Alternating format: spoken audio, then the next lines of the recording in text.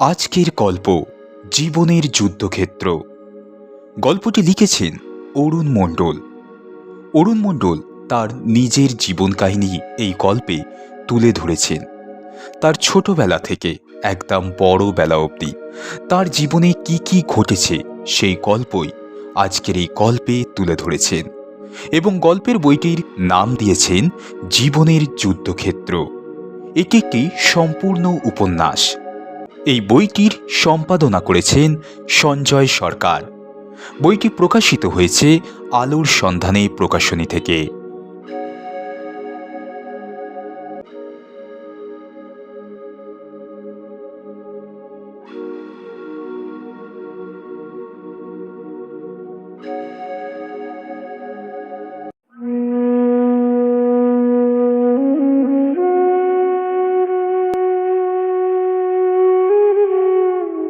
1947 সাল 14ই আগস্ট ভারত ভেঙে কিছু অংশ পূর্ব ও পশ্চিম পাকিস্তান নামে স্বাধীনতা পেল।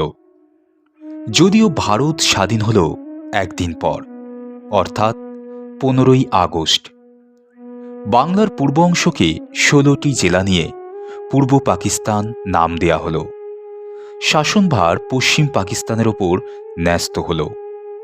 এই বিভাজন হল মুসলিম সম্প্রদায়ের আলাদা স্থান বা অধিকার হিসাবে। অর্ধেক বাংলা পশ্চিমবঙ্গ ভারতের অন্তর্ভুক্ত রইল। শুরু হল পূর্ব পাকিস্তান থেকে হিন্দু হটাও অভিযান। হিন্দু ধর্মের মানুষের উপর নেমে এলো মহা ধর্মীয় সংকট। মান সম্মান জীবন সহায় সম্পত্তির ওপর শুরু হল লুটপাট, খুন, জখম, অগ্নিসংযোগ, গ্রামের পরে গ্রাম। রক্ষাকর্তা হিসাবে কেউ নেই। অগত্যা অসংখ্য হিন্দু সম্প্রদায় 14 পুরুষের ভিটে মাটি দেশ ছেড়ে শূন্য হাতে ভারতবর্ষে চলে এলো উদ্বাস্তু হয়ে। দুই দেশের চুক্তি ছিল, এক দেশ থেকে আর এক দেশের উদ্বাস্তুরা গেলে তাদের সেই সরকার দায়িত্ব নেবে। এমনকি জমি সম্পত্তি বিনিময় হবে এবং ক্ষতিপূরণ দুই সরকারের বা রাষ্ট্রের মধ্যস্থতায়। আমার মা, বাবা, দাদা ও দিদিকে নিয়ে চলে এলো কলকাতা শিয়ালদার রেল প্ল্যাটফর্মে। কোনো রকমে সরকারের দেয়া একটা করে তাঁবু বা তিরপল খাটিয়ে একটা অস্থায়ী ঘর, কিছু খাবার। কিছুদিন পর সেখান থেকে হঠাৎ একটা খোলা ট্রাকে করে কিছু কিছু পরিবারকে অজানা জায়গায় নিয়ে যেতে শুরু করল ভারত সরকারের অফিসাররা। আমাদের নিয়ে গেল হুগলি জেলার এক গ্রামে। ধনিয়াখালী থানা, বেলমুড়ি রেল স্টেশনের পাশে রেলের পরিত্যক্ত জায়গায় হলো আমাদের ঠিকানা। সাথে কোনো রকমে খেয়ে পড়ে বেঁচে থাকার জন্য নিয়মিত মাসিক আর্থিক অনুদান। কয়েক মাস পর আবার সেখান থেকে ট্রাকে করে নিয়ে গেল রবীন্দ্রনগরে অস্থায়ী উদ্বাস্তু ক্যাম্পে। বছর না কাটতেই আবার সেখান থেকে আমাদের নিয়ে গেল নদিয়া জেলার কৃষ্ণনগরের ঘূর্ণিতে। অনেক পরিবারকে নৈনিতাল পাহাড়ি অঞ্চল এবং দণ্ডকারণ্যের জঙ্গলে অথবা আন্দামান দ্বীপপুঞ্জে পুনর্বাসনে পাঠানো হলো। সেই মোতাবেক আমাদের পুনর্বাসন হল নদিয়া জেলার তেহট্ট থানায় বেতাই গ্রামে। আমাদের বসতি শুরু হলো নতুন পাড়ায়। উদ্বাস্তু জীবন উদ্বাস্তু ছাড়ারা কারো পক্ষেই বোঝা সম্ভব নয়। উপযুক্ত খাওয়া পড়া নেই, চিকিৎসা নেই, তার সাথে নেই স্থায়ী কোনো অধিকারে জোর। পরিবার পরিজন নিয়ে শুধুই হতাশা। কি হবে, কিভাবে বাঁচবে, কিভাবে বাঁচাবে পরিবারকে, কিভাবে রক্ষা করবে পরিবারকে, আবার নতুন করে নিজেদের অস্তিত্ব গড়ে তুলবে কিভাবে। বেতাইয়ে পুরানো আদিবাসীরা ছিন্নমূল মানুষদের সাথে কিছুতেই একাত্ম হতে পারছে না, মেনে নিতে পারছে না তাদের। দিন রাত নানা রকম দ্বন্দ্ব বিরোধ লেগেই থাকছে। সর্বদা একটা অশান্তির পরিবেশ। 12 বিঘে করে চাষের জমি, ও এককালীন কিছু টাকা আর দুটো হালের গরু ও লাঙল পেল সবাই। কিন্তু সেই জমিগুলো বেশিরভাগই চাষযোগ্য জমি নয়। উপরন্তু ভারত পাকিস্তান সীমানা উন্মুক্ত থাকার ফলে সেই ফসল শেষ পর্যন্ত ফিরে পাওয়া যেত না। এর ওপর ছিল পাকিস্তান বর্ডার ফোর্স আর ভারতের বিএসএফ বাহিনীর যখন তখন অত্যাচার বিভিন্ন রকমের। বিভিন্ন সময় বিভিন্নভাবে সীমান্তে ঝুট ঝামেলা গোলাগুলি চলতেই থাকত। ফলে খুব একটা সুবিধা হলো না। তবু সেই সময় দুটি বিশেষ মানুষের নাম তাদের মুখে মুখে ঘুরত। প্রধানমন্ত্রী জওহরলাল নেহেরু এবং বাংলার মুখ্যমন্ত্রী ডক্টর বিধানচন্দ্র রায়। এদের দেবতা জ্ঞানে দেখা হতো। কৃষ্ণনগরের করিমপুরের প্রধান রাস্তার পূর্ব দিকে স্কুলের খেলার মাঠ, উত্তর দিকে মজে যাওয়া খাল। বছরের অর্ধেক সময় জল থাকে না। রাস্তার পশ্চিম পাশে 10 কাঠা জমি কিনে থাকার স্থায়ী জায়গা হলো। আমার বয়স যখন 5 বছর, তখন প্রাথমিক স্কুলে ভর্তি করে দিল আমাকে। 2 বছর বয়সের একটি বোন ছিল, তার নাম পদ্ম। দাদা এবং দিদি একই জায়গায় হাই স্কুলে। দিদি 5ম শ্রেণী এবং দাদা 8ম শ্রেণীতে পড়ছিল। বাবা বলতো, পড়াশোনা করে বড় হও। তারপর বড় ছেলে রমেশকে বলতো, আর একটু বড় হয়ে সংসারের দায়িত্ব তুই নিয়ে নিবি, আমি একটু নিশ্চিন্ত হব। বাবা নিজেই জমি চাষ করত। আমি আর দিদি মাঝে মাঝে মাঠে খাবার এবং জল দিয়ে আসতাম। সংসারে রমেশের কোনো ভূমিকাই ছিল না। নিজের চাহিদা মিললে সে তাতেই খুশি। ছোটবেলা থেকেই তার এই রকম একটা স্বভাব ছিল। যেহেতু সংসারের বড় ছেলে, তাই তাকে ঘিরে বাবা মায়ের স্বপ্ন ছিল প্রচুর উচ্চাকাঙ্ক্ষী। সেদিন ছিল শ্রাবণ মাস, সম্ভবত শেষ দিন। সকাল থেকেই মাঝে মাঝে কম বেশি বৃষ্টি হয়েই চলেছে। আকাশ কালো মেঘে ঢাকা। মায়ের বারণ সত্ত্বেও স্কুলে গেলাম। মাঝপথে বৃষ্টি এলো। একটা জাম গাছের নিচে দাঁড়িয়ে আছি। মায়ের হাতে সেলাই করা তাঁবুর ব্যাগ, তার মধ্যে বই খাতা মাথার উপর ধরে আছি, যাতে গায়ে জল না পড়ে। সামান্য দূরে বাজারের মধ্যে স্কুল, একটু সুবিধা হলেই ছুটে চলে যাব। এমন সময় কোথায় একটা সাংঘাতিক শব্দ করে বাজ পড়ল। শব্দটা কেউ শোনেনি, আমি একাই শুনলাম। বন্ধু গুরুপদ আর কয়েকজন ছাতা হাতে ছুটতে ছুটতে আসছে। গুরুপদ আমাকে জোর করে টেনে এসে বাড়িতে নিয়ে গেল। কেন বুঝলাম না, শুধু বুঝলাম এক্ষুনি যেতে হবে, দেরি করা যাবে না। কে জানতো ছোট্ট জীবনের পর এত বড় আঘাত আসবে। দেখলাম বাড়ির উঠোনে অনেক প্রতিবেশীরা ভিড় করে আছে। বারান্দায় ঢুকতেই দেখি মাটির ওপর মা শুয়ে আছে, নীরব নিস্তব্ধ, অসার অচল।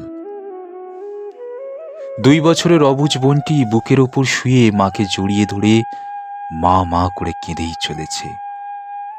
সবাই বলল, আমার মা মারা গেছে, একটু আগেই আমার মা মারা গেছে। কিছুক্ষণের মধ্যেই দাদা দিদি বাড়ি চলে এসেছে খবর পেয়ে। কারা যেন মাঠ থেকে বাবাকে ডেকে নিয়ে এলো। সব দেখে শুনে আমরা সবাই হতবম্ব হয়ে গেলাম। এই তো একটু আগেই মায়ের হাতে খাবার খেয়ে স্কুলে গেলাম।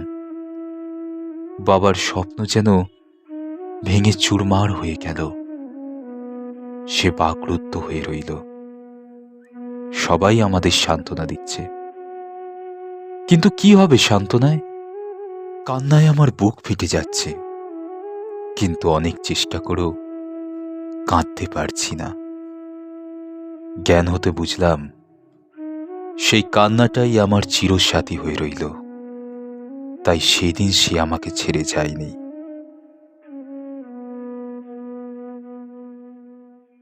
অবশেষে বৃষ্টি একটু কমতেই মাকে নিয়ে চলে গেল সবাই শ্মশানের পথে। তখন আমিও বোনটাকে কি যেন ভুলাবার চেষ্টা করছি, কি জানি আমি কি তখন আমাকে হারিয়ে ফেলেছিলাম। তারপর মাকে দাহ করে সবাই ফিরে এলো। সমাজের নাকি নিয়ম আমাকে 11 দিনের জন্য সাদা ধুতি, কাপড়ের টুকরো পরে এবং গলায় ছেঁড়া কাপড়ের ফিতের সাথে একটি লোহার চাবি ঝুলিয়ে থাকতে হবে। এতে নাকি মা ভূত আমার কোনো ক্ষতি করতে পারবে না, আবার মা নাকি স্বর্গেও যাবে। কিন্তু প্রতিটা মুহূর্তে, প্রতি রাতে আমি আর আমার ছোট বোন মাকে খুঁজে বেড়াই। বোনের কান্না থামাতে পারি না। সেই শোকটা কাটাতে না পেরে আমার বোনটি 11 বছরের মাথায় একদিনের জ্বর হয়ে সবাইকে ছেড়ে মায়ের কাছে চলে গেল। একটু একটু করে বড় হচ্ছি, বুঝতে পারছি আমার কি হারালো। মাঝে মাঝে কান্না এসে বলে দিয়ে যায়, কেউ না থাকুক, আমি তোর সাথে আছি বন্ধু। সবাই ছেড়ে গেলেও আমি তোকে ছেড়ে যাব না, আজীবন আছি, থাকবো। 1 বছর পড়া নষ্ট হয়ে গেল। তখন আমি 2য় শ্রেণীতে পড়তাম। 1964 সাল। দিদির বিয়ে হয়ে গেল। আমি তখন 4র্থ শ্রেণীতে পড়ি। দিদির শ্বশুরবাড়ি পাশের গ্রামে, বিএসএফ ক্যাম্পের পাশে। জিতেন ভক্তর সাথে চাষি পরিবারে।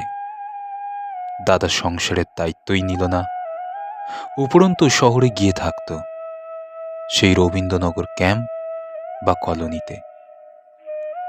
মাঝে মধ্যে বাড়িতে আসতো, বাপ বেটা কি যেন ঝগড়া হতো, আবার চলে যেত।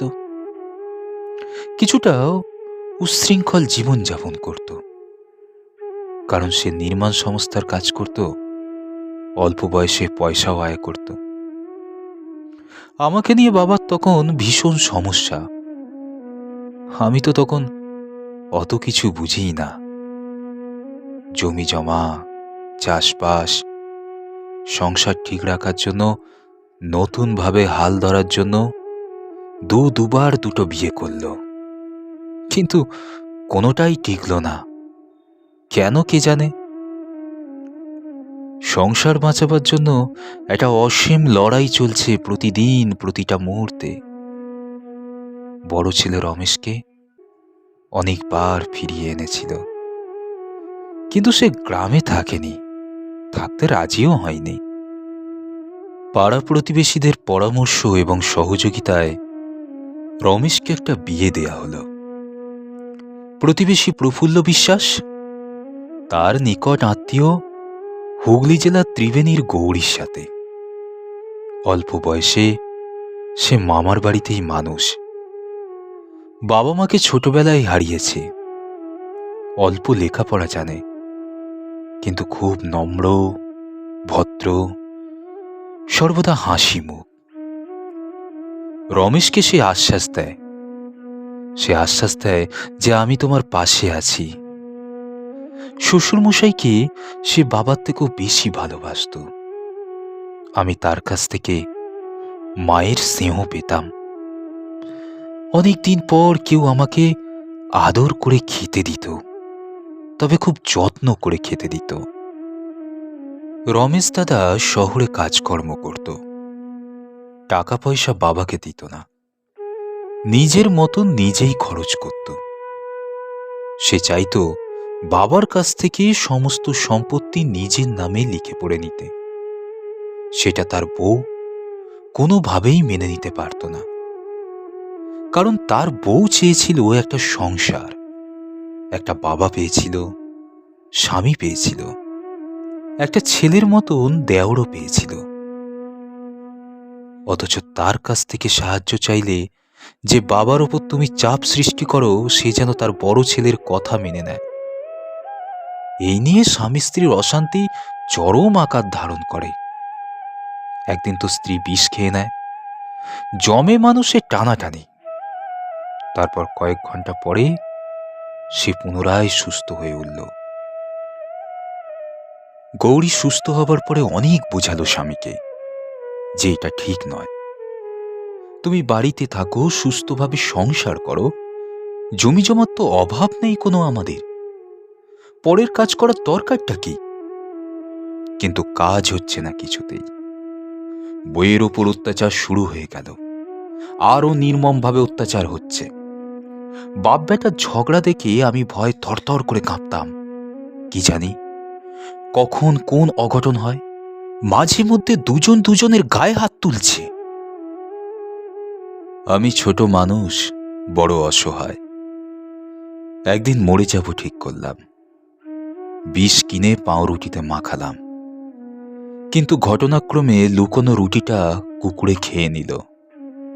আমার ঘরের পেছনে কুকুরটার যন্ত্রণায় ছটফট করা দেখে মুখে ফেনা বেরোনো দেখি। ভয় পেয়ে গেলাম, কুকুরটা মরে যাবে না তো? তাহলে তো আমি দায়ী হয়ে যাব। কেউ হয়তো জানবে না, কিন্তু আমি তো জানি। শেষ পর্যন্ত অবশ্য মরেনি, আমিও সে যাত্রায় বেঁচে গেলাম। মনে হলো মা বুঝি এটা চায় না, মরে গিয়েও সে আমাকে বাঁচাতে চায়। অনেক অত্যাচারের পরে একদিন গৌরী বৌদি বাড়ি থেকে পালিয়ে গেল মামার বাড়ি। সেখান থেকে রমেশ এবং প্রফুল্লদা বুঝিয়ে বাড়ি ফিরিয়ে নিয়ে এলো কিছুদিন পর। বাড়িতে এনে খুব লাঠিপেটা করল ঘরের দরজা বন্ধ করে বীরপুরুষ স্বামী। কিছুদিন পর আবার গৌরী বৌদি চলে গেল, আর এলো না। রমেশ দাদাও বাড়ি ছেড়ে চলে গেল, আর তাকে আনল না। বহুদিন উধাও হয়ে গেল।